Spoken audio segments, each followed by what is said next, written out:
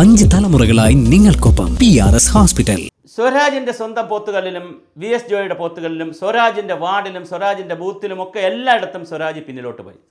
ശരിക്കും പറഞ്ഞാൽ സ്വരാജ് നമ്മുടെ സാംസ്കാരിക സാമൂഹ്യ നായകനും ഹരീഷ് വാസുദേവനെ പോലുള്ള ആളുകളൊക്കെ പറഞ്ഞതുപോലെ സ്വരാജ് നിയമസഭയിൽ വരേണ്ട ആളാണ്. പക്ഷേ സ്വരാജ് നിയമസഭയിൽ വരണമെങ്കിൽ അത് നിലമ്പൂരിൽ കൊണ്ട് നിർത്തി തോപ്പിച്ചാവണോ എന്നുള്ളൊരു ചോദ്യം കൂടി അവർ ചോദിക്കണമായിരുന്നു. അപ്പോൾ തീർച്ചയായിട്ടും അടുത്ത പൊതു തെരഞ്ഞെടുപ്പിന് ഏറ്റവും സുരക്ഷിതമായൊരു മണ്ഡലത്തിൽ കൊണ്ട് സ്വരാജിനെ നിർത്തി സ്വരാജിനെ അവിടെ കൊണ്ടുവരണ്ടായിരുന്നോ? ഇതിപ്പോൾ ഓരോ ബൂത്ത് എണ്ണുമ്പോഴും എല്ലാ ബൂത്തിലും സ്വരാജ് പിന്നിലാണ്.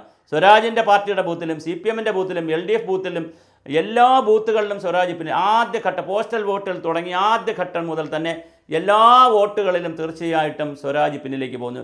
ശരിക്കും ഭരണകക്ഷിയുള്ളപ്പോൾ പോസ്റ്റൽ വോട്ടിലൊക്കെ ഭരണകക്ഷിക്ക് വോട്ട് കിട്ടേണ്ടതാണ്. പക്ഷേ DA കൊടുത്തിട്ടില്ല. ശമ്പള പരിഷ്കരണ പ്രശ്നങ്ങളുണ്ട്, ആശാ വർക്കേഴ്സിൻ്റെ പ്രശ്നമുണ്ടല്ല.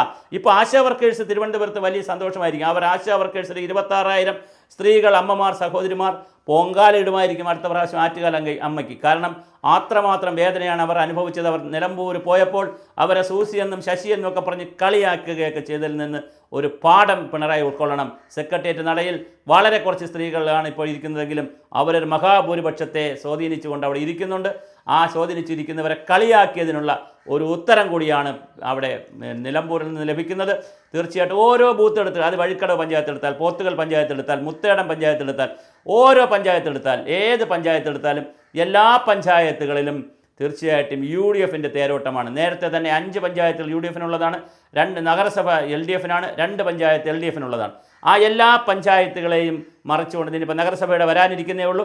ബാക്കി ഓരോ പഞ്ചായത്ത് എടുക്കുമ്പോഴും, ഓരോ ബൂത്ത് എടുക്കുമ്പോഴും, ഓരോ വാർഡ് എടുക്കുമ്പോഴും അവിടെയെല്ലാം നിലമ്പൂരിൽ വളരെ കൃത്യമായ രീതിയിൽ ആര്യാടൻ ഷൗക്കത്തിൻ്റെ ടച്ച് വരുന്നുണ്ട്. ആര്യാടൻ ഷൗക്കത്തിന് വോട്ട് ലഭിക്കുന്നുണ്ട്. എങ്ങനെയാണ് ഇത് സംഭവിക്കുക?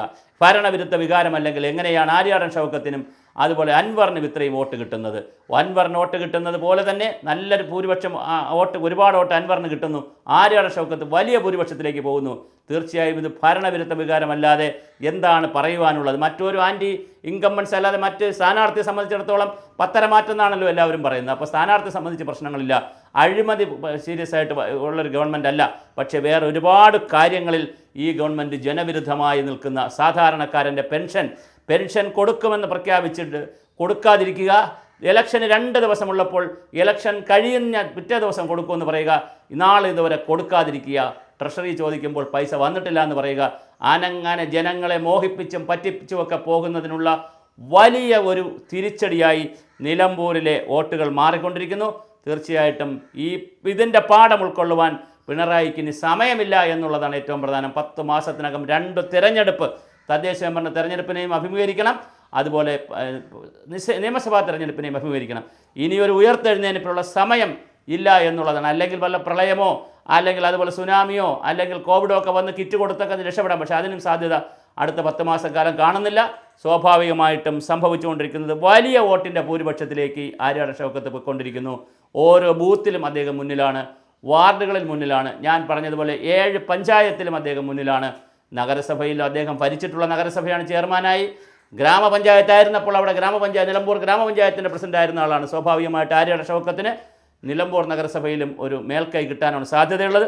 ആ നിലയിൽ നോക്കുമ്പോൾ ഇപ്പോൾ 8000-ഓളം അടുത്തുകൊണ്ടിരിക്കുന്ന ആര്യാടൻ ഷൗക്കത്തിൻ്റെ ഭൂരിപക്ഷം വലിയ മെച്ചപ്പെട്ട നില. ഇനി ആര്യാടൻ ഷൗക്കത്തിനെ തോൽപ്പിക്കുക എന്ന് പറയുന്നത് കാര്യമില്ല. അതുകൊണ്ട് ആര്യാടൻ ഷൗക്കത്ത് വിജയിച്ചു കഴിഞ്ഞു.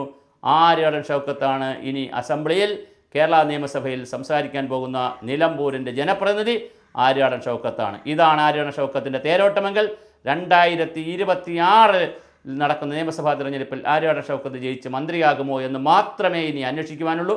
ആ നിലയിലേക്കുള്ള വലിയ മുന്നേറ്റമാണ് നടത്തിക്കൊണ്ടിരിക്കുന്നത്. ഓരോ പഞ്ചായത്തിലും, ഓരോ വാർഡിലും, ഓരോ ബൂത്തിലും.